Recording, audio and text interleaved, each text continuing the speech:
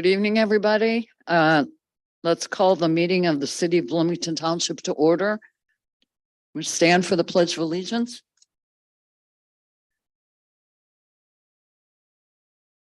Allegiance to the flag of the United States of America and to the republic for which it stands, one nation, under God, indivisible, with liberty and justice for all.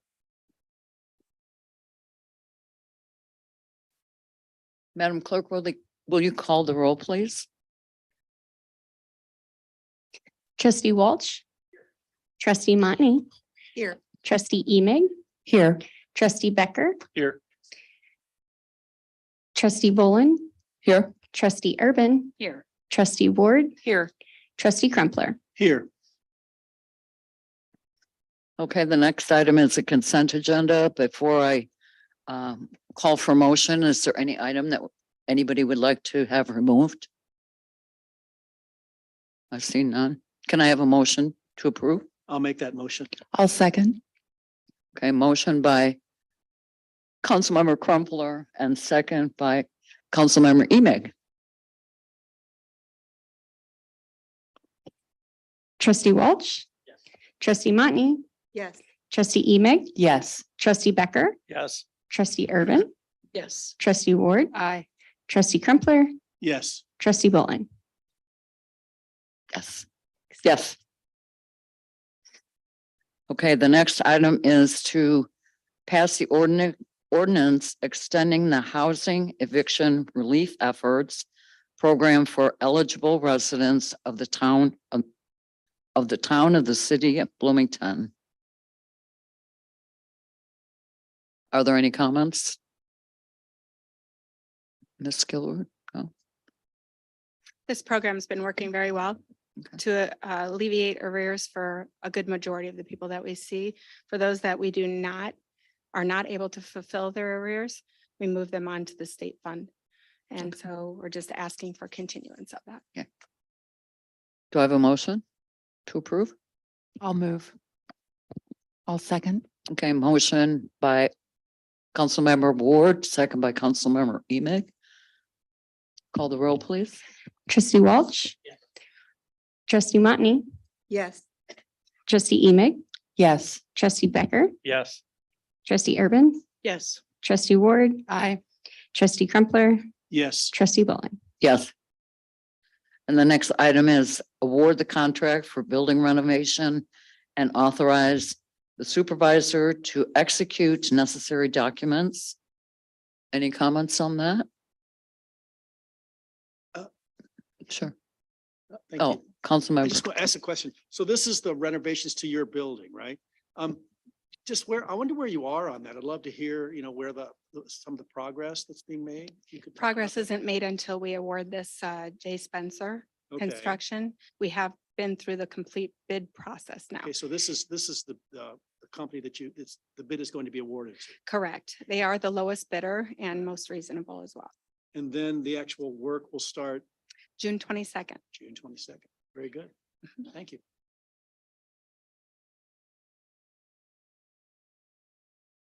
Can I have a motion to approve? I'll make that motion. I'll second. Okay, motion to approved by Councilmember Crumpler and second by Councilmember Urban. You take the roll, please. Trustee Walsh. Trustee Montney. Trustee Emig. Yes. Trustee Becker. Yes. Trustee Urban. Yes. Trustee Ward. Aye. Trustee Crumpler. Yes. Trustee Bolin. Yes. And the next item is to authorize the township supervisor to execute change orders for the COBT building renovation project. Do you have any comments or explanation? We've, in our parking lot, with the change orders to the parking lot, they slowed our schedule down immensely. And so we're just asking for the contingency to allow that. It still will be presented to you, any change orders as they come. We just need to be able to execute them in a timely manner. Can I have a motion to approve? I'll make that motion to approve. Second. Oh, Next step. okay, motion to approve by Councilmember Emig, second by Councilmember Urban. You take the roll, please. Yep, trustees.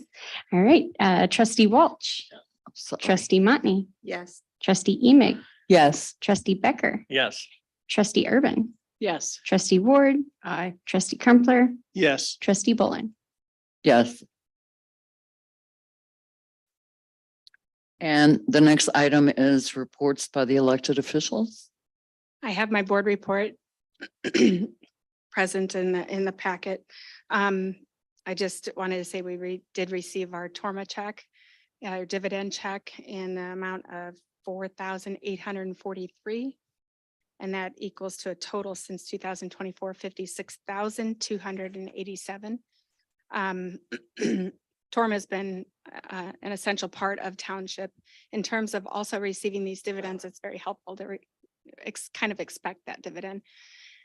I just wanted to remind you that Torma also provides workers' comp for our general assistance workfare clientele when they're on sites at any of these sites in the community, including our POTS program. And then the other thing is just the HERE program in terms of we've awarded 65,400. It's basically really to date right now about 76,000.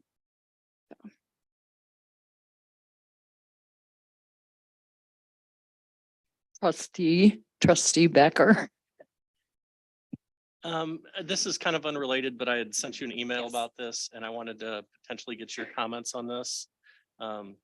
With the decennial committee coming up and the looking at redundancies and looking at all the spending we have on the city level and things, I'm wondering if you've considered the overall efficiencies of potentially, rolling the township into the city with maybe you guys coming in as management to reduce expenses overall.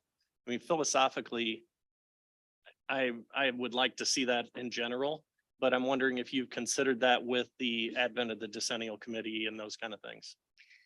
Well, I have to take any personal views out of this. This is the decennial committee's review of the efficiencies that exist and then any inefficiencies to be reported. Certainly, we are very welcoming to, we welcome improving any efficiencies that we have. And I just want to remind you that all of townships dictated by state legislation, everything that we do, so it would have to follow in line with that.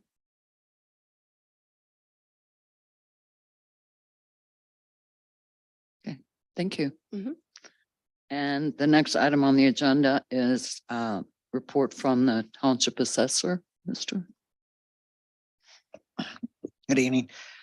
The report I put in front of you this evening was some of the new construction dollars that came in over the past few years.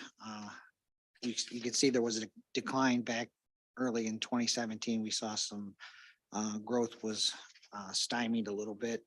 And we seen in 2022 where we started seeing some growth in new construction dollars and the amount of new residential properties being built. So we're waiting to see what happens in 2023, if that'll be continued growth for the city or not. So this is just information to pass on. Any questions? I have a comment. Looks kind of nice that it's doubled. It has Okay, been. Madam Clerk, do we have any public comment? We received no emailed public comment or in-person or remote registrations. Thank you. Do I have a motion to adjourn?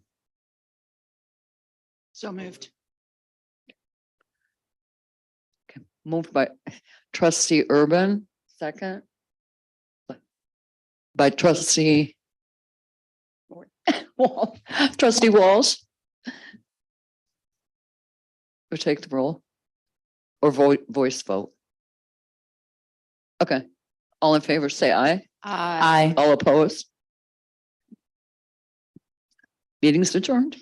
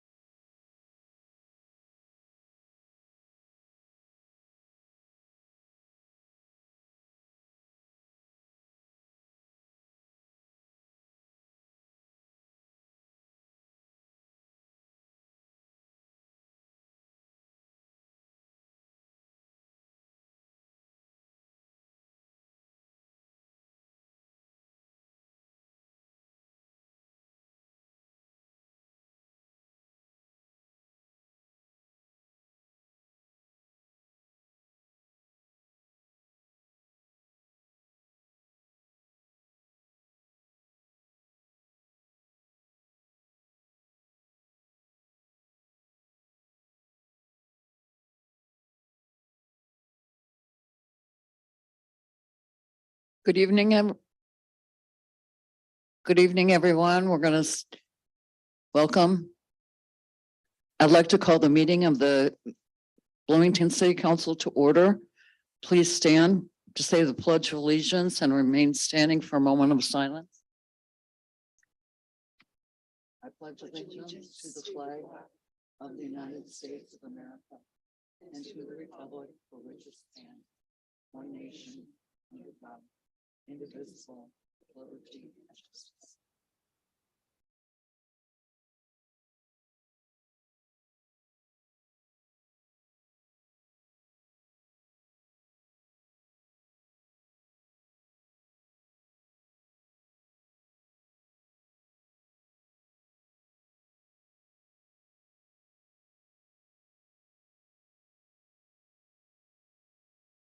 Madam Clerk, can you call the roll, please?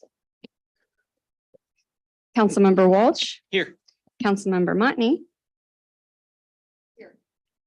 Councilmember Emig, Present. Councilmember Becker, Here. Councilmember Urban. Here. Councilmember Ward, Here. Councilmember Crumpler, Here. Mayor Pro Tem Bolin. Here.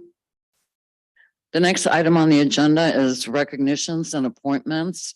And this is a recognition of the Bloomington Fire Department for receiving a 2022 Mission Lifeline Gold Plus Achievement Award from the American Heart Association. And Chief Grant, Chief West, come up, please.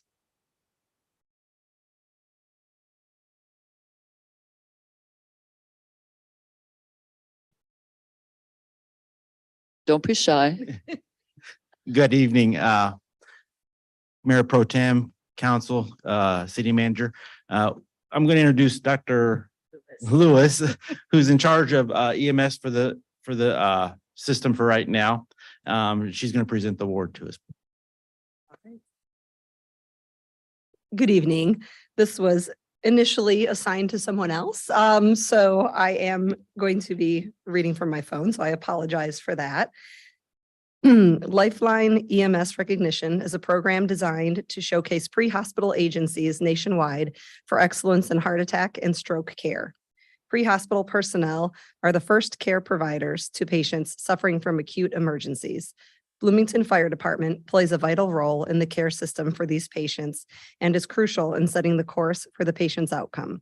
Bloomington Fire Department is receiving the 2022 Gold Plus Award, which is an amazing accomplishment and demonstrates their strength in this community. So congratulations, the award. This is the award, and who would like to receive it? You'll take the honors. There you go. Yes, congratulations. Congratulations to all of you. I know you all pretty well. So congratulations. Guys, very much. We appreciate you in the ERs. Would you like to say anything, Chief? I appreciate this, and it's due to these guys right here that do all the hard work. I know Chris Newcomb isn't here tonight, our EMS coordinator, but it's also up to them. The system allows us to do a lot of things in this city, and it helps with those events where we do have to perform CPR and the cardiac arrest. But it's, we got this several times. We kind of, when COVID hit it, we went back down. We didn't really report stuff, so we went back down to silver last year. We're back up to gold plus, and I hope we stay there from now on. It's well deserved by everybody that's here and the whole department. Thank you very much. Well, congratulations. Congratulations on the sustained award. I think that that's really great.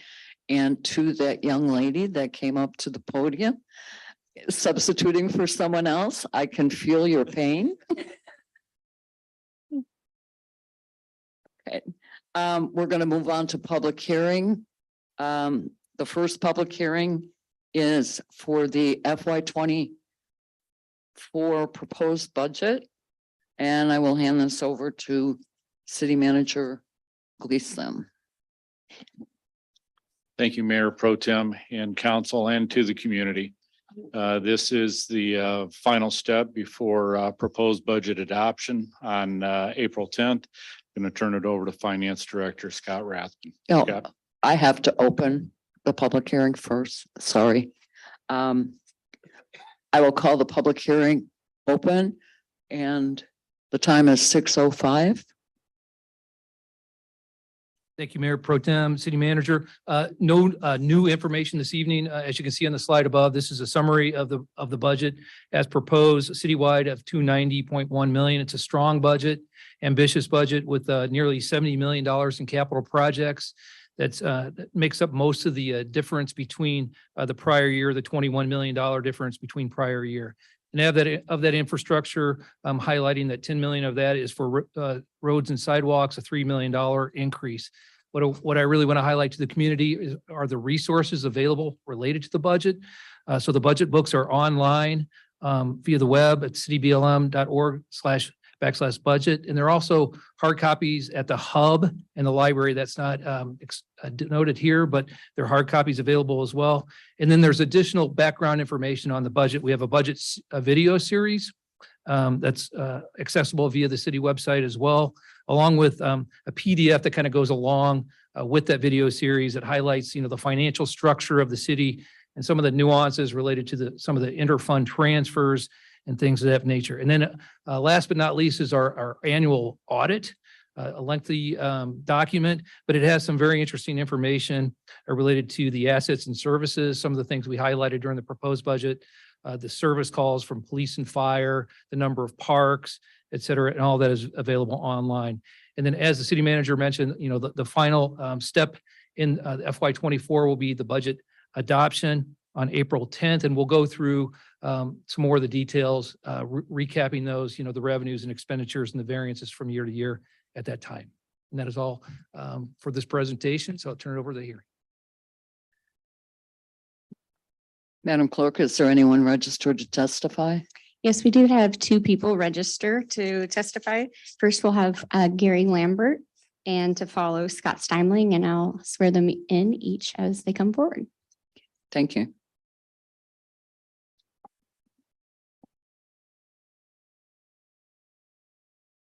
Good evening, Gary, sorry, really quick. If you'll state your full name.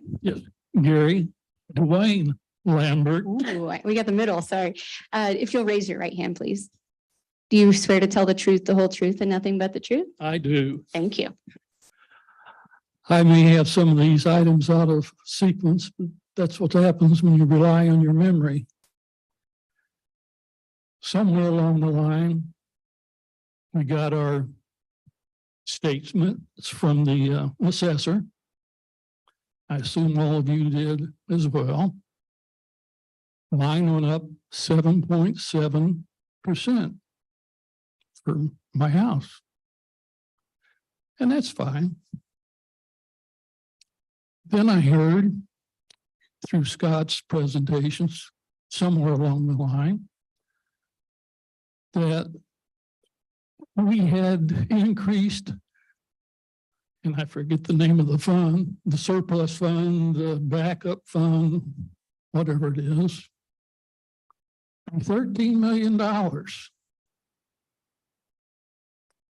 We were already well over, like twice, the recommended amounts to carry in that budget.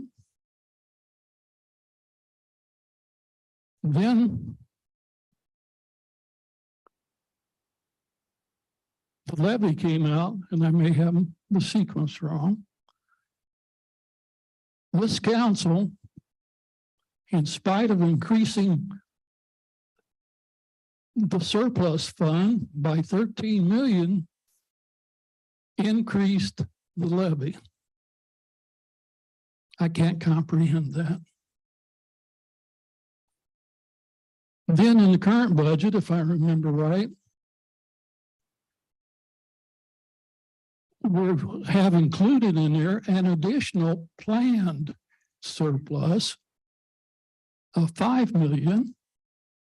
And I believe along with the statement that we were being very conservative in our estimates. And I believe that.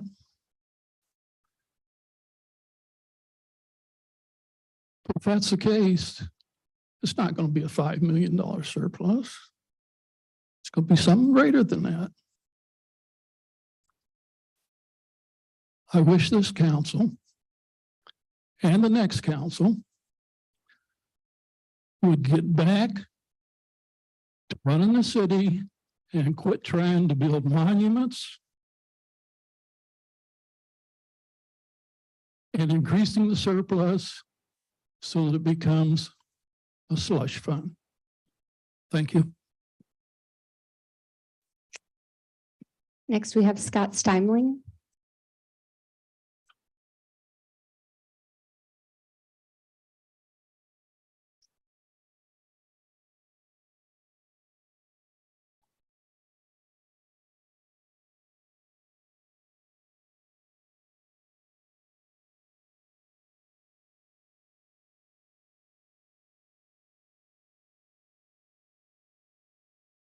Scott Steimling. My concern is with the budget. Sorry, Scott, really quick. Oh. Can you just say your name for me, please? Scott Steimling. Thank you, and raise your right hand. Do you swear to tell the truth, the whole truth, and nothing but the truth? I do. Thank you. As I was saying that the budget, it really concerns me, since when has, no matter how much money the city gets, there's never enough. The roads are in terrible shape. This infrastructure, the sidewalks, everything is terrible shape. One person, I was outside once and they told me, they said these sidewalks are in terrible condition. And they tried the streets and the streets were worse and they went back and to their house. That speaks real well for the city. I'm embarrassed. I mean, as you come into Bloomington, say, welcome to Bloomington, home of the potholes, rotten roads, enter at your own risk. And if we'd have done this years ago, it would have been a whole heck of a lot less than it is today. Materials were a lot lower, labor was a lot lower, everything was a lot lower.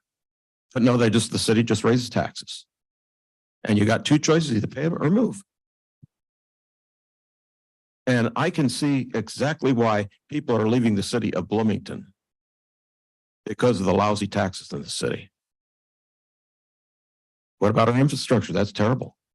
I know you're working on it, but it would have been a whole heck of a lot easier to do a little bit each year. You've always got money for everything you want to do, but not for the things that are necessary. As for the roads, I've already said that. I think I've said everything I've got to say. Thank you very much. There's no one additional for public testimony under this item. We'll have the council have the opportunity to weigh in after all the public hearings have finished. So I will close this public hearing at 6:12. And the next item is a public hearing for the program year 2023 Community Develop Block Grant Annual Action Plan. And I will call the public hearing to order at 12:13 or 6:13. And I will have Mr. Gleason introduce. Thank you, Mayor Pro Tem and council and to the community. Go ahead, Michael. This is the CDBG annual action plan that's going to be presented by Michael and possibly additional comments from Melissa Hahn, the ECD director. Michael. Thank you. Got some slides to go through tonight up here on the screens for you. So we'll be talking about the annual action plan for the program year of 2023. You can skip to the next slide, please. So just as a reminder, CDBG program provides annual grants on a formula basis to states, cities, and counties to develop viable urban communities, providing decent housing and a sustainable, suitable living environment. by expanding economic opportunities and principled for low to moderate income persons. So the national objectives that we meet with this funding is to benefit low to moderate income persons, prevent or eliminate slum and blight conditions, and meet urgent community needs. City of Bloomington is an entitlement grantee of funds from the U.S. Department of Housing and Urban Development. Next slide, please. Program year 2023 runs from May 1st of 2023 to April 30th of 2024. This is the 49th year that the city has administered the CDBG program.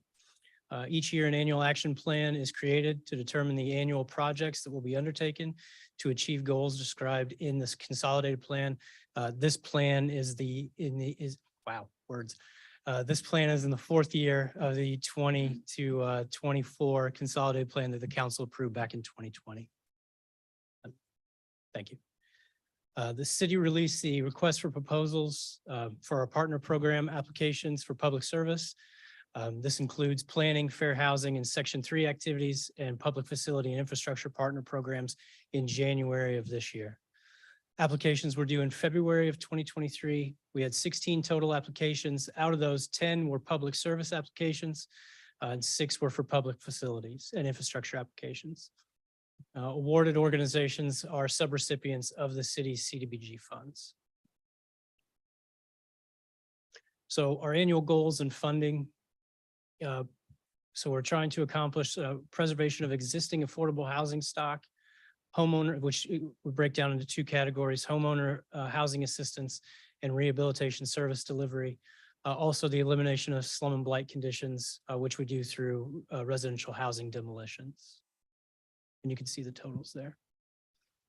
We're also looking to support the provision of public service activities. So in doing that, we partner with PATH, PATH Homelessness and Emergency Services, Partners for Community Recycling Furniture for Families Program, WBRP Community Operations, OSF Healthcare System and Piecemeals, and KTB Financial to provide financial services. We're also providing quality services and facilities by which we're doing through the City of Bloomington Public Works Department, West Corridor sidewalk improvements this year, and also through Mid-Central Community Action through their ADA improvements at their facility. We're also looking to administer CDBG effectively and proficiently. We do that through Prairie State Legal Services, their fair housing program, the Housing Authority of the City of Bloomington through Section 3 training, McLean County Regional Planning Commission, Housing and Community Planning, and General Program Administration. We also have COVID-19 prevention, preparation, and response funds.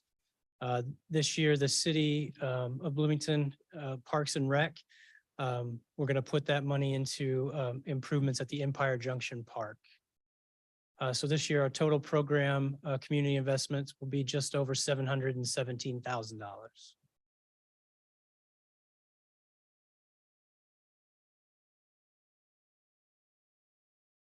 Our estimated allocation for this year is $548,291. We also have some program income. We gain program income from loan payments on housing rehabilitation loans funded with CDBG. We also have about $109,000 in carryover funding. And then our remaining CDBG CV funds, just under $30,000.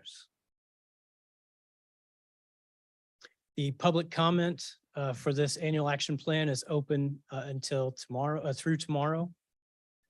Potential changes that we might present later are revenue adjustments based on the actual annual amount, not the estimated amount, and any additional funding between what we estimated and what we get will be moved towards demolition activities.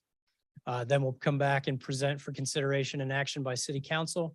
Our annual action plan will need to be approved by HUD, and then the funding will eventually be released by HUD and we'll sign off on that agreement. If you have public comment or any comments, you can contact myself or William Bessler at the information on the screen. Madam Clerk, are there any registered to testify? No, Mayor Pro Tem, nobody registered. Okay, thank you. We'll move on. Well, should the council or the council should wait until the end So our direction from legal, and George can clarify if necessary, is that council should weigh in when the item comes forward for action. Okay. So that's the way we're moving forward, if that's okay with you. And now you would just close the public hearing and move on to the third when you're Okay. ready. So the grant program plan will be brought before council sometime in the future? Yes. Okay, thank you. Thank you. And I will close the public comment or the public hearing at 6:20. And the third public hearing is on the second amendment to the annexation agreement with Hershey Grove LLC for land commonly located at the southeast corner of the intersection of Ireland Grove Road and South Hershey Road, consisting of 144 acres, more or less. And I will call this item to order at 6:21. And I'll hand this over to the city manager to speak. Thank you, Mayor Pro Tem and council and the community. Going to turn this over to Melissa Hahn, the ECD Director. But we also, these are action items on tonight's agenda. And we have the appropriate staff members assembled if there's additional questions, comments at that time. Melissa? Thank you. Good evening, Mayor Pro Tem, Council and City Manager. This public hearing is on the second amendment to the annexation agreement with Hershey Grove LLC. The original annexation agreement was approved on February 11th of 2002 and included a parkland dedication or fee in lieu of approximately $285,000. The initial offer was to dedicate land which required an at-grade crossing. When the city was unable to obtain that at-grade crossing as part of the agreement, that agreement was amended. This came with the First Amendment, which was approved in 2015, allowing the developer to construct sidewalk and portions of the Constitution Trail. The proposed Second Amendment would replace the developer obligation for construction of sections of the trail with a mid-block crossing on Hershey Road that would connect existing trail with future trail. To date, the developer has expended approximately $249,000 on construction of the sidewalk and trail. This proposed Second Amendment puts the cost more in line with the original parkland dedication, with the petitioner paying approximately $228,000 more than the original parkland fee. The Planning Commission held a public hearing on the Second Amendment on Wednesday, March 1st, 2023. Several witnesses testified that they wanted the trail to be completed and the proposed mid-block crossing would be a crossing without purpose. The Planning Commission recommended denial of the request. Since the Planning Commission hearing, a plan has been identified to utilize grant funding to complete the remaining portions of the trail. This plan addresses concerns expressed at the Planning Commission hearing and provides the residents a more complete trail system. Madam Clerk, are there any parties from the project outside of city staff that wish to speak? We had no one registered to testify. Okay. Is there any public testimony? No one registered. None. No. Okay.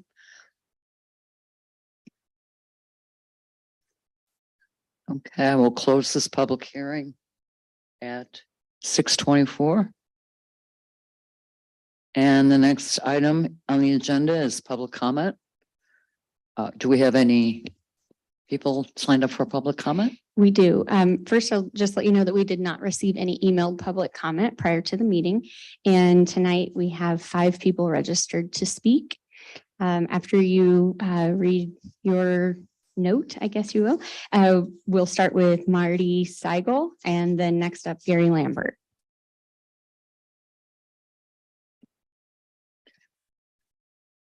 Public comment is an opportunity for speakers to provide their views and feedback to the city council. It is also an opportunity for the city council to listen and hear diverse points of view. To maximize the impact of public comment, and show respect for the expression of all views, speakers should maintain civility and focus on city issues. Speakers must identify themselves for the record, but are not required to give their address. Each speaker is given the floor for 3 minutes, and the council does not respond or engage in debate. Any speaker that engages in threatening or disorderly behavior will be deemed out of order and their time ceased. Okay. Madam Clerk, can you call the first? We've got Marty Seigel. Just start, okay. Is this good? I'm Marty Seigel. I've lived in central Bloomington for more than 40 years, and it seems to me some of the things that are happening right now are important, and I felt obliged to come. In 2015, the city conducted a study called Bring It On Bloomington. Most of you remember. One phase of the study included citizens, and I was a member of the Housing Working Group. I'm not listed on the official report because although I attended all the meetings except the last, I resigned in protest when I discovered that the group's final report was to declare a general policy of greater density in our neighborhoods. After that, the housing group and 2 other groups recommended greater density in their very short presentations to the McLean County Regional Planning Commission. I objected because my neighborhood was harmed by many zoning changes over the last decades. We saw the elimination of setbacks, setback requirements, the addition of barbed wire around a neighborhood property, and business use of city land. We lost trees, and we saw an increase in hard ground, which, as you know, causes stress on our combination storms and sewers. There's no indication to me that the present push for greater density will protect our diverse, fragile neighborhoods.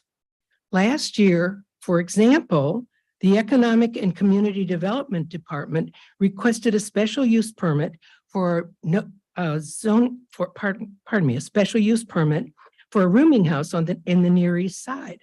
The petition included a variance that allowed 8 parking spaces, thereby eliminating any screening. After the permit was approved, neighbors discovered that the code required only 2 parking spaces. So there was no need to foster a bare building surrounded by gravel. Today's actions by city leaders will provide opportunities for investors, often from outside the community, to create changes in our neighborhoods. But they will also eliminate it seems that they will also eliminate neighbors from participating in conversations about those changes. I hope the current enthusiasm for revising the character of the central city will be tempered by a respect for the citizens living in it. Thank you. Thank you. The next. Next, we'll have Gary Lambert and then Martin Schroeder.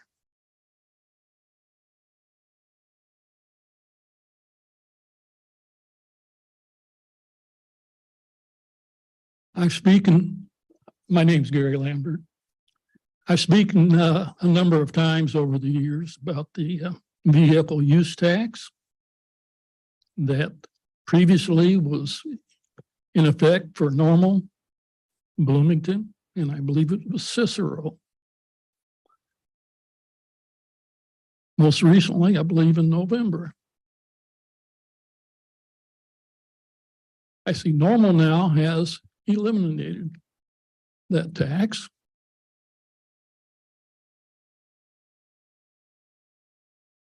That leaves us with the town of Cicero. I mean, they have their own legacy. In the accounts that I read in the newspaper, they said that they didn't know what, if any, position Bloomington was going to take regarding that. From attending these meetings over the years, it seems we've always tried to move pretty closely. That if one town has a tax, we work in concert with the other. So that one's not unequal with the other. I don't know if that's happening. If it's not happening, and if we're not eliminating that tax, the question to each of you is why not? We've never been in a better position with all this surplus money coming in, and we can certainly live without that, and we can finally go on the record of eliminating a tax instead of adding or increasing. Thank you. Next. Next up, we have Martin Schroeder, and then to follow Scott Steinling. Madam Mayor Pro Tem, council members, visitors, and citizens. My name is Martin Schrader. I'm a citizen of Bloomington. I live in the Hedgewood subdivision and I work as a physician at OSF St. Joseph's.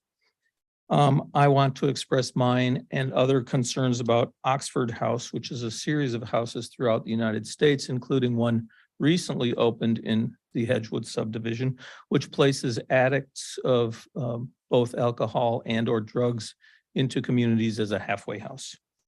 The newest Oxford House is at 2207 Hedgewood Drive in Bloomington. And the statistics I'm going to read you are from the Oxford House website. As of the end of 2019, 85.2% of Oxford House residents are from jail or prison in sentences ranging from 1 to several years.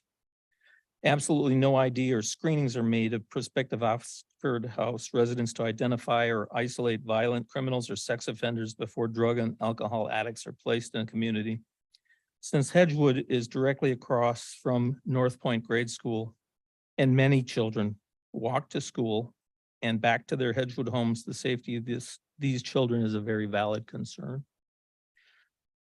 73% of all Oxford House residents are addicted to both drugs and alcohol. Although the Oxford House statistics are unsubstantiated, one of the reviews mentions the Plainsfield, New Jersey Oxford House. Of the 20 residents, 13 left. Of those 13, 9 left due to a relapse into drugs and alcohol usage.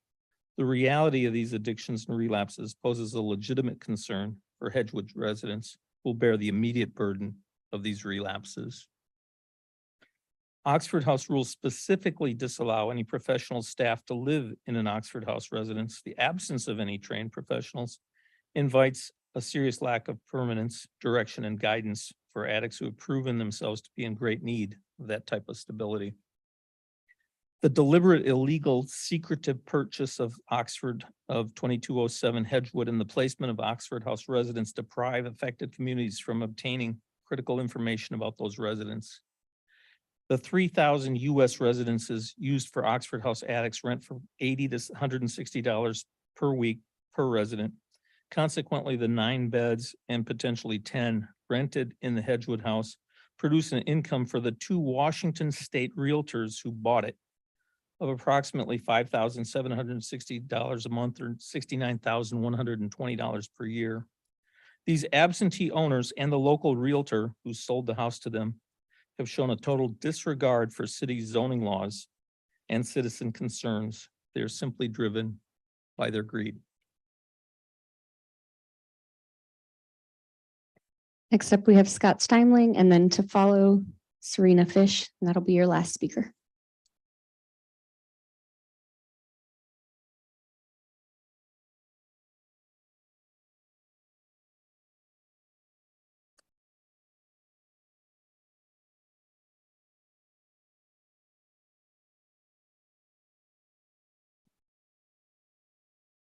Scott Steinling, Ward 5.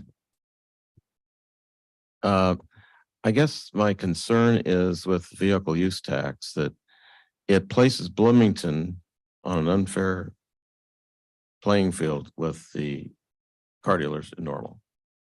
I thought Bloomington Normal was trying to do Bloomington was trying to do everything Normal did, but I guess not, because it's money in their pockets. You know, it's getting to the point to where Bloomington's taxing everything they possibly can. We got the water tax on, don't we, Tim? On we got on the water, we got the use tax, we got there's a tax onto everything, gas tax. I don't know when the city's gonna quit taxing. They get part of the income tax, but it's never enough. It seems like no matter how much it is, it's never enough. And maybe the council needs to start saying, we can do without that. We don't need that. We need to live within our means. You live within your means in your private households. Why not with the city? Thank you. All right, last up, Serena Fish.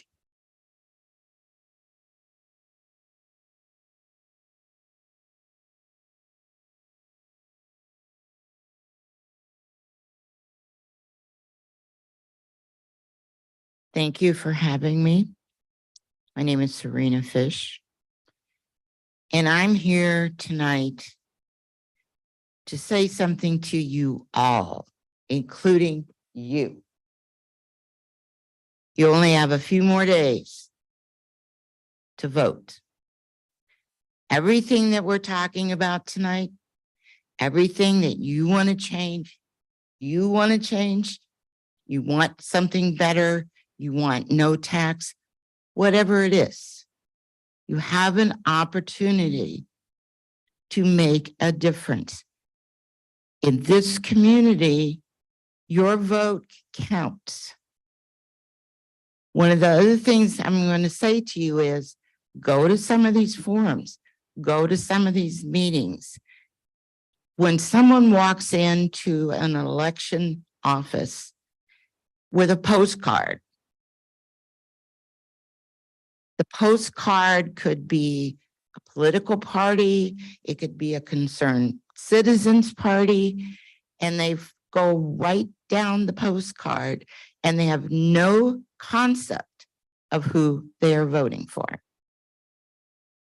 I'm ashamed of anyone that does that. I'm also an election judge. Please, please, this is the one place you can make a difference. Please, if you have not already voted, go in and vote. I'm not going to tell you how. I could, but I'm not. It is your responsibility. You need to vote. Thank you very much for your time. Thank you, Serena.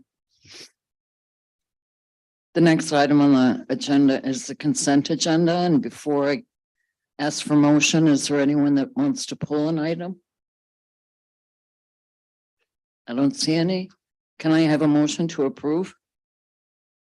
I'll make a motion to approve the consent agenda as presented. Second. Okay, moved by Councilmember Urban, second by Councilmember Becker. Going to take the roll or vote? Yeah, it's ready for electronic voting.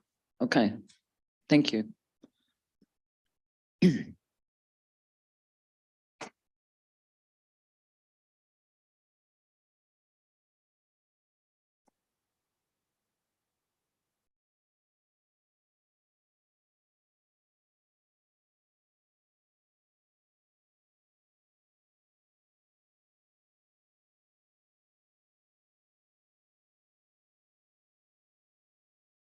All right, it's ready for you. I don't see any nays to announce. It's voted as unanimous. Thank you. And let's see. The next item on the agenda is the regular agenda.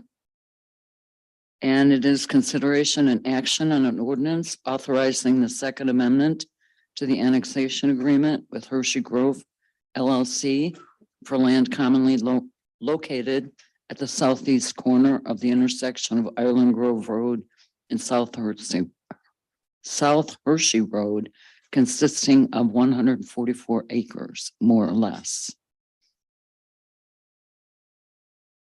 And I'll hand this over to City Manager Gleason. Thank you, Mayor Pro Tem, Council, and to the community. This is an action item. We do have the city team assembled. If there are council questions before this item is called.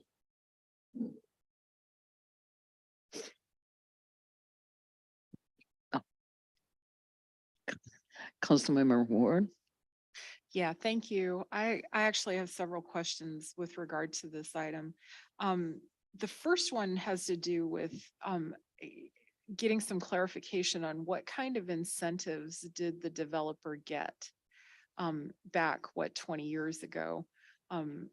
What were they promised from the city? What did it cost the city to allow this project to go forward 20 years, something years ago?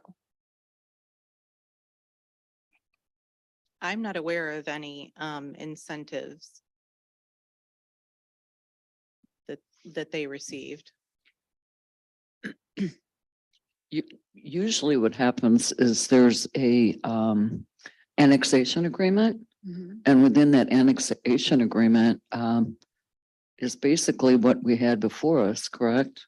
In the packet? Yes, the original annexation agreement in the First Amendment. Right.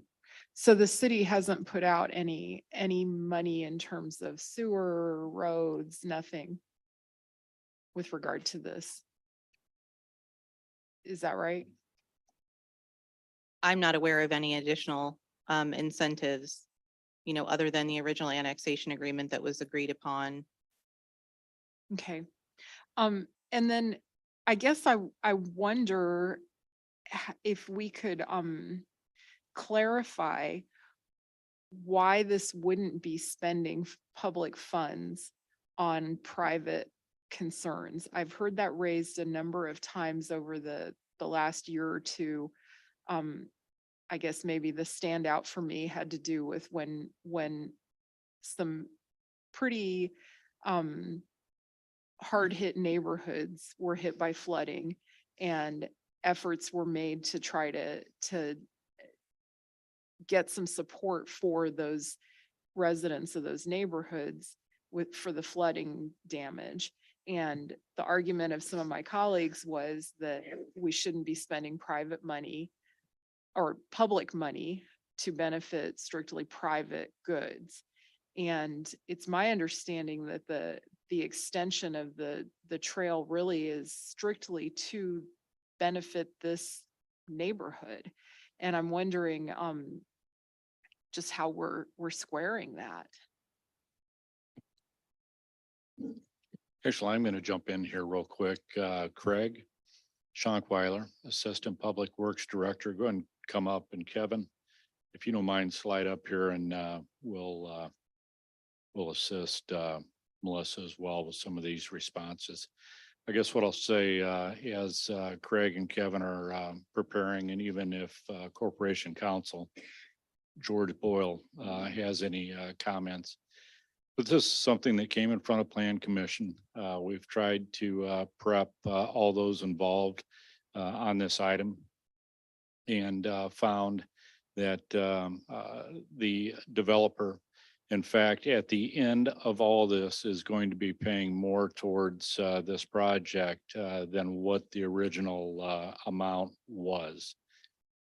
Plan Commission denied this for a variety of reasons that was previously shared. Staff and trying to get creative, not on behalf of the developer, because there is there's many back and forth conversations that have occurred regarding this development, but really staff sought out a possibility to try to find a remedy that was going to benefit the residents themselves in that neighborhood, but also the community. So that's the conversation tonight.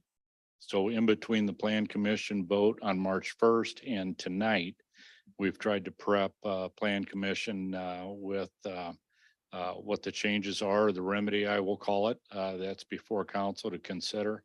Then also have reached out to some of those that made public comment, the residents that made public comment at the March 1st Planning Commission. But Craig or Kevin, could you speak to Alderwoman Ward's specific question from a couple of minutes ago? Glad to. Thank you, City Manager. The trail extension that we're talking about will actually be, along public roads. They'll be in the public right of way. And as everyone knows, the Constitution Trail has been very popular amenity throughout the community. And this extension will connect to the existing trail that runs throughout this development, but will eventually continue on further to the east. The trail that's there today follows a power line easement that will continue. The Vale Baptist Church that's out there off of Ireland Grove Road backs up pretty close to the trail.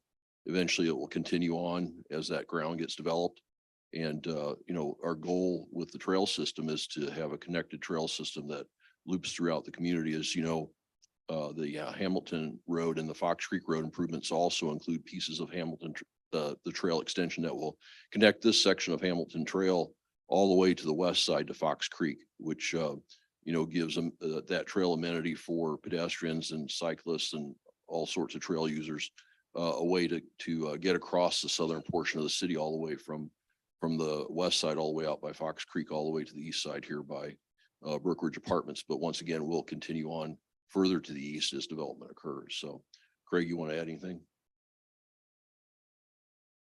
I think you well put, really, when you get back to it, there was a total amount of parkland dedication fee that was required of the developer of a little over $285,000. Originally, there was to be some dedication south of railroad tracks. There was to be required a at-grade crossing. We could not get, the city could not obtain that crossing with the railroad track. So there was a creative solution at that time to require the developer to build out a series of trails and sidewalks as if it was a linear park. So the issue became that the cost of that, those expenditures, the net cost would far exceed what would originally been the parkland dedication fee. So that's really what we're looking at here is balancing it out, making it equitable and fair to a developer, also building though the public pieces that we need, for the community. Whose decision was it to not move forward with the previous creative agreement until now? Was that the city's decision or was that the developer's decision? Are you referencing the original parkland dedication fee? Or parkland dedication itself or the fee? When the city discovered that it couldn't do the at grade. So if I'm following the timeline right, originally the developer chose not to pay the $285,000 or so fee and instead said, we'll give land instead. Is that right? Yeah, with the annexation agreements, typically land is required or a fee in lieu. Right, So right. that- Yeah. So they chose to do that. And then the city couldn't get an at-grade railroad crossing. When did that become apparent?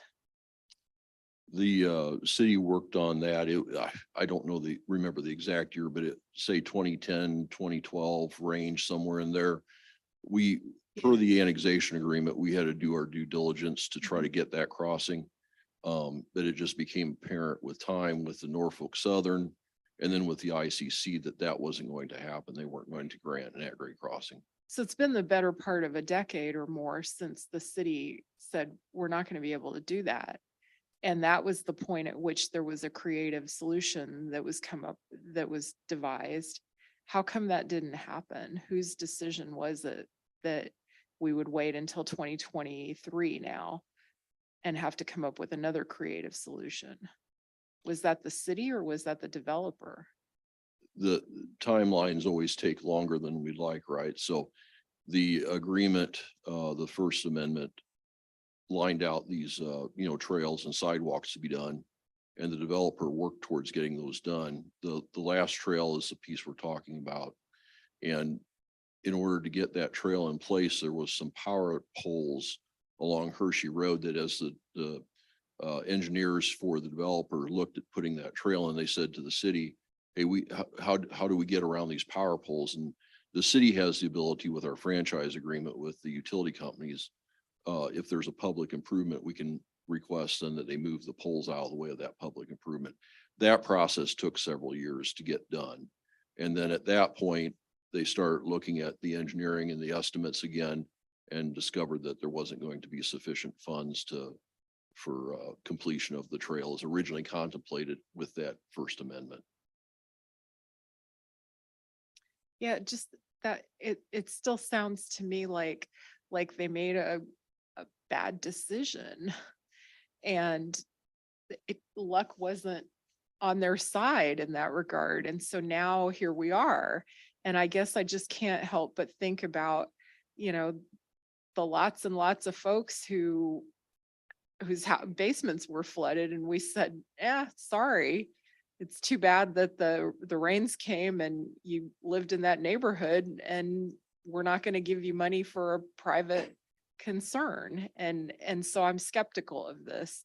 I feel like, and I just want to make two other comments. One is that it feels to me like it sets a precedent that we're going to let people go back on things and come back for more creative things and drag it out for another 20 years and not live up to their obligations. I don't like that sort of thing. The other thing that concerns me is that now we've come up with a grant. I think there are other portions of Constitution Trail that grant money could well be spent on that we won't be able to spend it on. So I'm not inclined to vote in favor of this. We've run out of, excuse me, we've run out of time. Can I have a motion to extend? Excuse me. Thank you, Mayor Pro Tem. I'll make that motion, 10 minutes. Okay. Do I have a second? Okay. I'll second. Motion by Councilmember Crumpler, second by Councilmember Emig. You call the roll, please. Councilmember Walsh. Councilmember Motney. Councilmember Emig. Yes. Councilmember Becker. Councilmember Urban. Yes. Councilmember Ward. Councilmember Crumpler. Yes. Yes. Oh, sorry. So you're finished, Alderman? Yeah, okay. Tom? Yeah. Thank you, Mayor Pro Tem. A couple of questions as well. I think Melissa, the email we got today indicated that the staff had reached out to residents who were perhaps opposed to this amendment at the hearing. Could you just, I know you don't have to give me specific numbers, but did you feel like the preponderance of those folks had changed their minds? I mean, is that something you could describe, please? So I think initially what, we were hearing from the majority of those that spoke was the issue of putting in the mid-block crossing and it going to nowhere. And so as, we regrouped and kind of found this plan, the availability of the grant funds, being able to complete the trail crossing, we felt like this was going to help to address those concerns by being able to come in, still require the petitioner to put the mid-block crossing in and then using the grant funds to complete the trail. So just providing that update to those who spoke at the Planning Commission hearing and seemed to get, a good positive feedback from those that we were able to speak with. Okay, thank you. Secondly, sort of echoing a bit what Councilmember Ward brought up, it seems to me we're in fact providing state grants to a private developer to complete work they'd already contractually agreed to. So I guess this is not a question, but a comment. It seems like it is beginning to set a precedent for the city, to sort of award this grant money when they didn't get the job done the first time for a variety of reasons, and I understand that. And then I guess thirdly, and this is maybe something I'm not clear on, in the supporting documents, it said that the grant had been assigned to the city. Is that synonymous with awarded? Does that mean the money has been awarded? So there were in the capital bill, there are various assignments specifically to the city of Bloomington. Okay. There is allotments. So it's not a competitive grant. It's basically the city of Bloomington working with the state representative. That's another thing to keep in mind. There are House assigned grants and Senate assigned grants. So we work with those state reps to make sure that we're assigning grants within their district for things with, they're very general. They may say general infrastructure, roadway improvements, they're pretty vague. So what we had as an example, 200,000 for Wiley and Maple Hill improvements that was approved by council over a year plus ago that we're getting ready to try to finally get out to bid. So it's really a matter of just submitting the paperwork and going through the grant application process. Okay, so has the paperwork been submitted yet? No, that was pending tonight. Sure, I understand. So, if the funds are, I mean, it's, what I hear you saying, Craig, is that, that if the paperwork is submitted and everything is, as it should be, the money would come into the city to pay for this project. Is that correct? Yeah, I mean, we would have to follow their guidelines and it's anticipated that the approval would be obtained. But as you know, with any governmental agency, even ourselves, we don't know exactly. Right. But keep in mind too, the pairing of this is also with the Vale Church sidewalk, which as I understand was another concern from residents at the Plan Commission meeting, that gap there between Krista Ann and the Vale Church is also a high priority gap within the sidewalk master plan. And then I guess finally, if for some reason, like you said, it's always, there's always a lot of questions and, getting this money seems fairly assured, but perhaps it's not. If those funds are not approved, then what happens? Do we go back to what we were doing before? Do we go back to the developer? I mean, if that money is not procured, what's the plan B, I guess? I think plan B at that point would be, so really we have two options. I mean, the developer, in my discussions with him was, if I knew it was going to cost so much more, we're not talking a little bit more, we're talking quite a bit more, I would have just paid the parkland dedication fee. But he did try to work with the city. My understanding was to satisfy that by also building out these trails, because it would also serve his development, but it would connect to trail systems, to the west. If the grant isn't obtained, then we would put it in as a budget request in the upcoming, it would be a year from now fiscal year as a request. If the developer didn't, satisfy the prior agreement, and my understanding is there is some concerns from the developer in doing that. Councilmember Emig? Thank you. So when you said that the funds that we are eligible to receive through the grant, essentially this is a dedicated funding source? Yes. And is there any other way that we could use these grant funds in the community, or is it really tailored for this particular project? It's not tailored for this project, but it would be tailored for within this House district. The House district is bordered, I believe, generally east of Veterans, and I think somewhat south of Oakland generally. Okay, So keep that in mind. I mean, we Right. try to honor the representative that sponsored that. You know, to stay within their their house map area, mhm. district area. And there's no way you could apply for the grant if we don't vote to accept this proposal. In other words, you can't apply without our approval. We weren't going to apply for something that ultimately, if council decided not to do that, if council votes tonight to move forward with this, then we can apply. If council decides not to, we would look for other locations within that district to use the allocation. Does that make sense? Yes. And it seems as if the mid-block crossing, is that the same thing as what's referenced as the second sidewalk in the documents? The walk to nowhere was So another, in the original agreement, the crossing was never addressed. So Okay. that would be a cost the city would have to address if Trail 2 was built by the developer.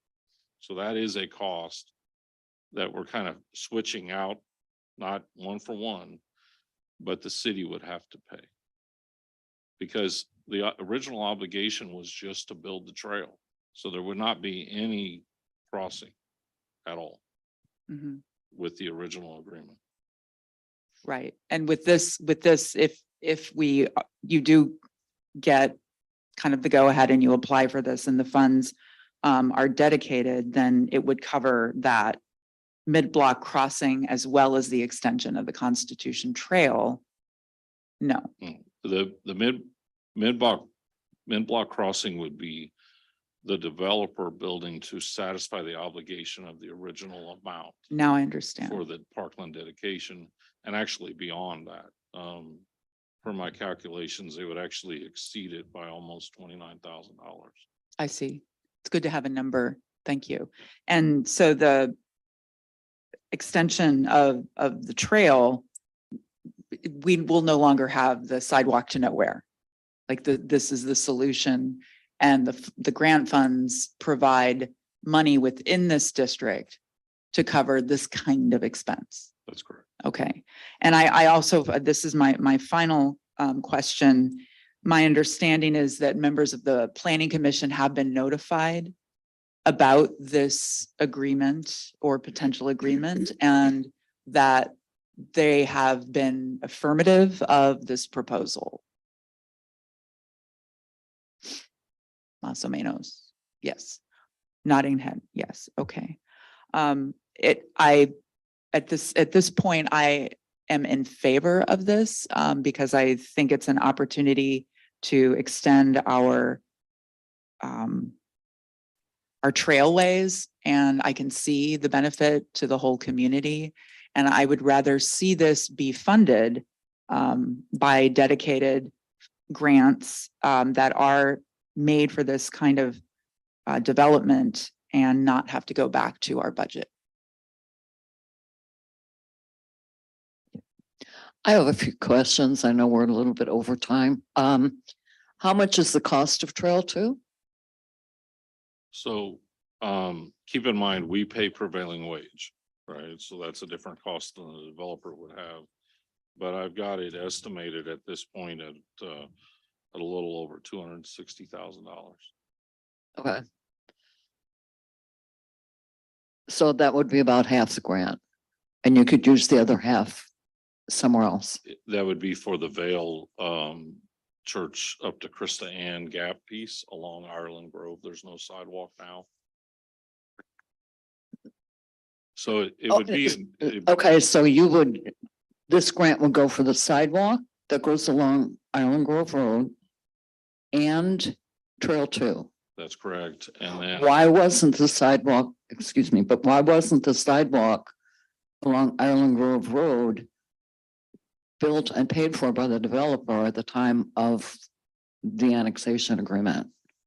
That's a good question. So in the annexation agreements, a lot of times there's a substandard road fee that developer pays. And that substandard road fee is supposed to cover the sidewalk that the city is supposed to build. So the sidewalk didn't get built when the road was widened and the curb and gutter was installed in that section. The sidewalk wasn't built. So And that would have fallen on the city? because of the substandard road fee they paid, because when they pay a substandard road fee, it's to pay for their share of the road that needed to be improved. So if the city collects that money, the city was supposed to had the sidewalk there. Yeah, so, and it gets complicated, right? But, we go by whatever the annexation agreement has in it. Sure. Is the bottom line there. And so sometimes along like the Hershey Road too, if you noticed in the original amendment or the first amendment to the original annexation agreement, there was a sidewalk that was included along Hershey Road. Same type of thing happened there where they paid a fee for the substandard road fee. City just never put the sidewalk in yet. So we went ahead and said, developer, you put the sidewalk in while you're out there working on it, because typically, like Craig mentioned, they don't pay prevailing wage. They can get things done usually a little bit cheaper than the city can. Okay. Well, luckily, I don't vote tonight because I would go along with Councilmember Ward. I think that the developers do not fulfill their obligation for the most part. I spoke at the 2015 meeting where this First Amendment was made. And this particular developer is not the only developer that causes problems and has to have a Second Amendment and a Third Amendment to actually get the work done that they're supposed to do. So I'm not really happy about having to use grant money to provide for finishing out that subdivision. I am supportive of connecting. There's a lot of sidewalks to nowhere, trail to nowhere. So I am in favor of completing that. But I do think that the developer should be held accountable, at least going forward. And I'm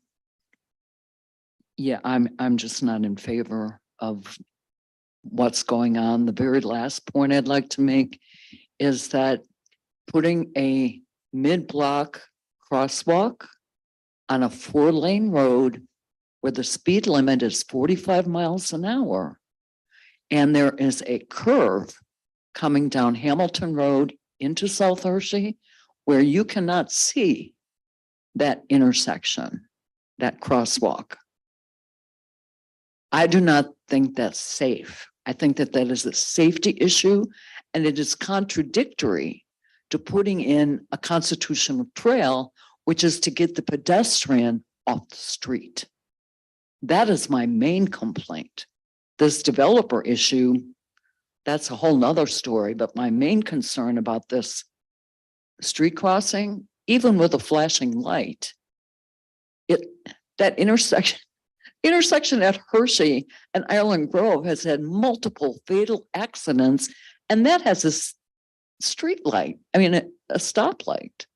So those streets out there are highways, and I do not like the idea of putting an intersection there.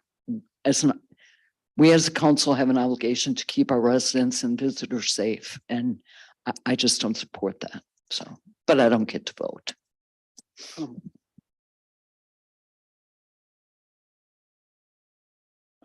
I wonder, not to, to prolong this discussion, but I wonder if, given the fact that Councilmember Walsh and Councilmember Urban seem to want to speak but not had a chance to, do we need to extend this discussion for a few more minutes, Mayor Pro Tem? I would just like to call the motion, and I'd like to move that we approve as written. Do I have a second? Second. Second. Okay, moved by Councilmember Walsh, second by Councilmember Becker. Go ahead and vote.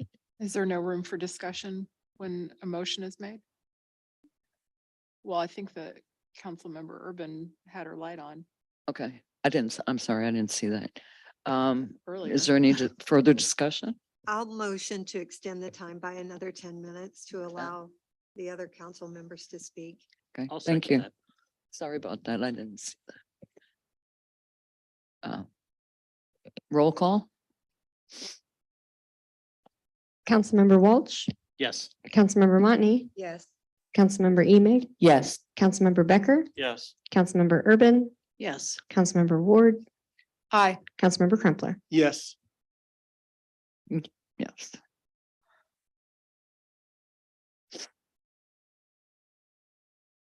Okay. Councilmember Urban? Thank you, Mayor Pro Tem. And it may be too late for me to make the suggestion of what I was thinking, but if I'm not mistaken, isn't this in Jeff Crable, Ward 8? Isn't that where this is at?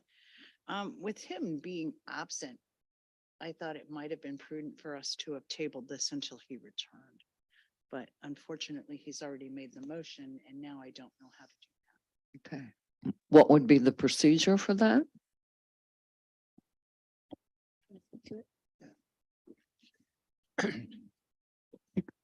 Excuse me.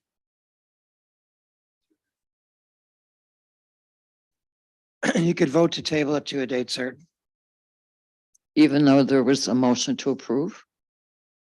Well, that would either have to be voted on or to withdrawn, you know. Okay, so we have to vote on the motion to approve? And, right, I guess you're right. That is point, now that you mention it, that is what's pending. Yeah, so we have right now, Councilmember Walsh and Councilmember Becker. So they could either, as George was stating, they could withdraw their motion or we can just move forward with it, vote on it, depending on how that goes. Move forward after that. So let me say And something. you're correct with the motion pending. Well- Those are the choices. Councilmember Urban would like to say something. Yes, thank you. Since we have the motion now from Councilmember Walsh and the second, I'm actually going to go ahead and vote in favor of this. And the reason that I'm making the decision to vote in favor is because it seems like there's a history of not getting things done. And as I sit here and listen to them talking, there's a history of 20 years here where this is still not done. And we need to start getting things accomplished and finished. And so that is why I'm going to go ahead and vote yes, that we move forward with this project and let's get it completed. No more delays, no more pauses, no more problems. Let's get out there and get the sidewalks put in that didn't get done, get the trail completed that didn't get done. Let's make our neighborhoods happy and safe. Let's start getting these projects completed instead of putting them on back burners or waiting for 13 years to move a power pole. It's ridiculous. Okay? I don't want any more waiting. Let's move forward. But thank you, Mayor.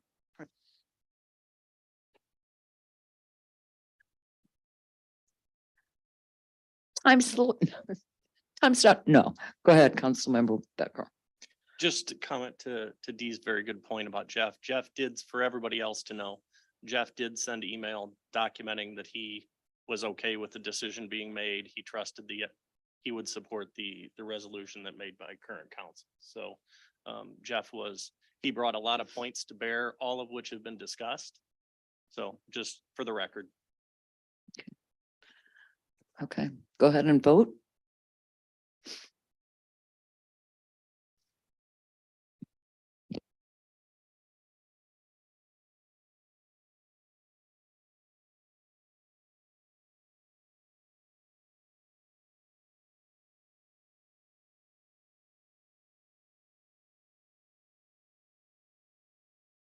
Okay, there are 2 nays to announce, Madam Clerk. Councilmember Ward and Councilmember Crumpler. Okay, thank you. The next item on the agenda is the Finance Director's report. Thank you, Mayor Pro Tem and Council. This is the second council meeting of the month. And not to be confused with the FY 24 conversation. This is the monthly finance director's report. Scott? Thank you, City Manager, Mayor Pro Tem, Council. February 28, 2023, we're 10 months in, but we still have approximately 4 months to go in many of the sales tax categories. So it's still early in the year, but we're kind of zeroing in on those projections. So we're going to kind of talk more on kind of like high concept as opposed to the details tonight, where we stand and the potential for the city moving forward. So next slide, please. So the revenues are still trending well. I'm just going to zero in at the bottom number there. We're $10 million positive variance year to date. That's going to tie into our projection here in just a moment in the general fund. What I want to emphasize here, someone is that, the economy has obviously been superheated over the last few years, $5 trillion in stimulus money. So, one of the things, I'm going to mix a little bit of my fiscal years here, what we talked about in FY 24, even though we're looking at $13 to $16 million ahead of budget for 23, we're not expecting that level of activity to continue forward as some of these stimulus dollars dry up. It's just going to flatten out over time. And so we took that down by down to around the $5 million level. Next slide, please. So this is the general fund revenues, just to recap, the general fund is our largest fund. It's primarily funded by tax revenues. We put the projection column in here. It's an adjustment to the budget with a projection for year end, highlighting the tax line, showing $13.3 million right now, projected positive variance for the year. The previous slide showed that we're $10 million already positive variance to date through 8 months in some respects, 9 in others. So $13.3 million ahead for taxes is our projection at this point in time. One other line I wanted to highlight was the investment income. That's $490-some thousand ahead of budget. What we're looking at for the year, you can see that year to date, we're at $596,000. Last year at this time, we were at $35,000. And then one quick side comment about the banks and banking and our deposits, not to get into the stability and of our local banks, but they are strong. But the city's policy is to have our deposits collateralized at 102%. And so our banks are required to either distribute our cash. So one of our banks we're in a sure cash sweep where it's spread out to other banks or we're under the FDIC insurance, or they're required to have securities that back up our deposits. So, that our deposits, the city's deposits are safe. Our residents' funds are safe with the banks that we're holding them in. The next slide, please. So the expenditures slide for the general fund here, this is where we take down our bottom line number and do a projection on the reserves for the year. When I did the proposed budget a couple of weeks ago, I highlighted, backing into the FY 23 that we were looking at, and this is the second column from the right over at the very bottom, about a $46.8 million projected reserve. So projecting to add about $10 million in reserves to the general fund. Again, I've been commenting that, this provides the city, the council, the flexibility to have some larger discussions related to fire stations, downtown plans. But again, this high level of revenue that we're experiencing, not expected to continue. But it is providing us also the opportunities to look at our other funds that can't fund their capital projects like the golf fund and the arena, and provide, excuse me, some subsidies there, saving those other funds in interest expense. Next slide, please. And the enterprise funds, we're trending well in revenues. Most of these, the water, sewer, storm, solid waste, those are all fee generated or fee driven revenue streams. So those track really well. Golf and arena, I wanted to highlight that the total year-to-date gain loss is somewhat of an anomaly here. You can see for golf, we're at a $7,000 positive year-to-date balance. And that was due to council approved a subsidy a month ago related to capital equipment and some improvements we needed to do at the den. And some of those expenditures that just have not come in yet. So that's why we're showing a positive variance so far. And then the arena, The arena this year, we had, the rooftop units were budgeted for the arena. They've been bumped out. The cost has been increased for FY '24, but there was a transfer, a subsidy transfer budgeted for the arena. So that transfer was executed. That subsidy transfer was executed to the arena. So the arena is going to have an addition to reserves for the year, but that's going to be utilized in the rooftop unit expenditure next year, which is budgeted at $5 million. And next slide, but that's the last slide. These reports are online at that address. All the budgetary reports are online as well. We hope the residents find those helpful in reviewing some of the information that we discussed. I'll pause now for any questions or comments. I don't see any. Thank you, Scott. Yep. And the next agenda item is city manager discussion. Thank you, Mayor Pro Tem and council, and for the community. I think I have 6 slides to walk through. Second Press presents Downtown Egg Hunt on the Square. That is the day before Easter, Saturday at 9 to 11 a.m. And then we have the Normal Community High School South Asian Performing Arts Presents Festival of Colors. That's also on Saturday, April 8th at the Downtown Square, and that is from 2 to 6 p.m. Next slide, Phil. Then April 1st, Friday. This is on Friday, the 7th, 5 to 8 p.m. And this will feature a hunt for golden eggs. Then we have the historic Route 66 Slow Art Day on Route 66. And that is a couple of Sundays from now on April 15th. Participating locations can be found on the slowartday.com website. Next slide, please. And then actually out of BCD, subscribe today, grant funding notifications are now available. And you can find that on the city's website, bloomingtonil.gov. I think that's it. Thank you very much. Thank you, Mayor Pro Tem. Well, I only have one comment, but I guess it might be a little bit long. I attended a ribbon cutting at the Neuro Restorative Academy over on Springfield Road in Fox Creek, which is in my ward. It's a private nonprofit with locations in Carbondale, Chicago, and now it's in Bloomington. It provides supportive educational environment and therapeutic services for children in the age of 14 to 18. Those that have traumatic brain injuries, neurologic impairment, cognitive and behavioral health needs. There are 25 residents and day students that attend.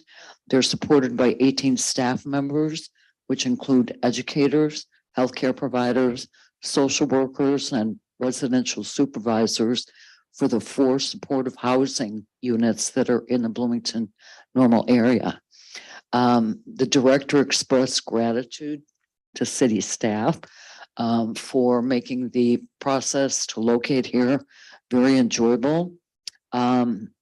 This academy is in addition to the McLean County Bridge Academy, which provides educational support for adolescents with mental and behavioral health issues in order to transition back to traditional classrooms. And I think Bloomington is very blessed to have these type of facilities to serve the most vulnerable in our community. Is there any comments from the other aldermen? Oh my, okay.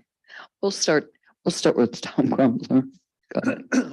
Thank you, Mayor Pro Tem. Very briefly, on Friday afternoon, I had the opportunity to visit a new business in Bloomington. Originally, the mayor was going to go, but he couldn't be there.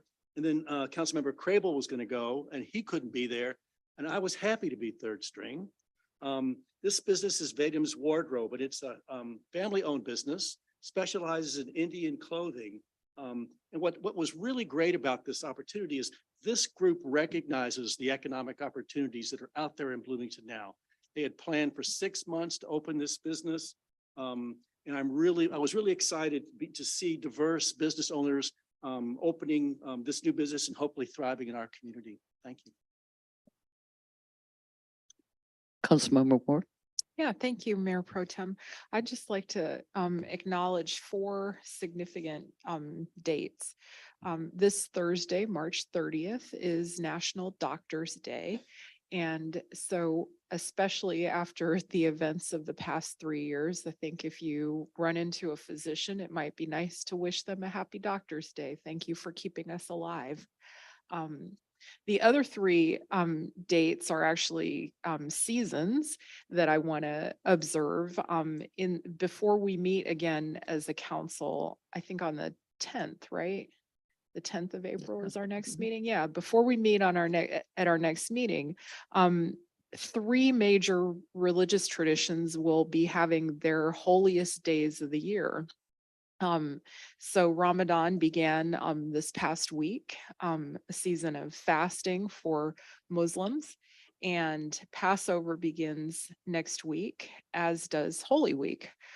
So for Christians and for Jews and Christians in that order, those are some of the most holy days of the year. And so to our Muslim neighbors, I wish Ramadan Mubarak. To our Jewish neighbors, I wish Chag Pasach. And to Christians, I wish a blessed Holy Week. Thank you. Councilmember Becker.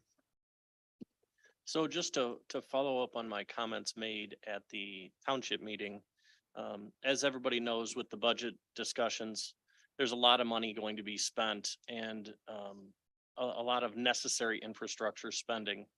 But there are places that we absolutely need to look for efficiencies and ways to reduce redundancy and so forth. Hence the question at the township meeting about ways to consolidate and create efficiency. But I have another request here, a request of our city manager to reach out to the BEC and ask them to come to maybe a committee of the whole and really try and present what they're bringing to the table. Right now, my personal opinion, no offense to any individual, is not much. I find it a redundant expense. I find candidates from every ideology on either side of the fence feeling underserved and underappreciated. I've seen personally inefficiencies as they've gone through transitions from multiple directors and staff and their move. Just feel like it's somewhat of a complete boondoggle at this point, and it's a lot of money. So I'm asking you to maybe get them to come and share with us, you know, what their purpose is and how they're actually bringing value to the community, because right now I don't see it. Councilmember. I wasn't quick enough earlier in the finance director's report in order to ask my question, but I'll just, put this out there for a future response, if that's all right. Just would like to make sure I understand in our current budget process where our funding is coming from public safety pensions by line item. And with the vote in December for the tax levy increase, making sure that that represented additive and not just a shift of where we're funding those pensions.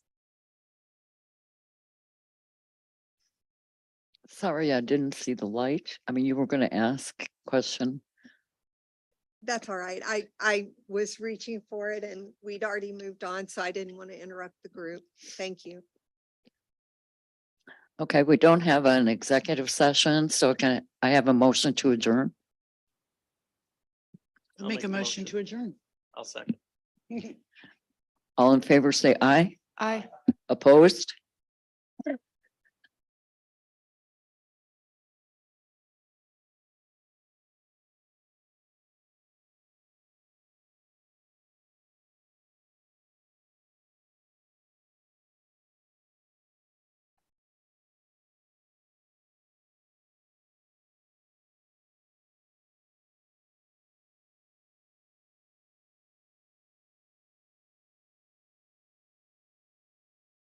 Agendas.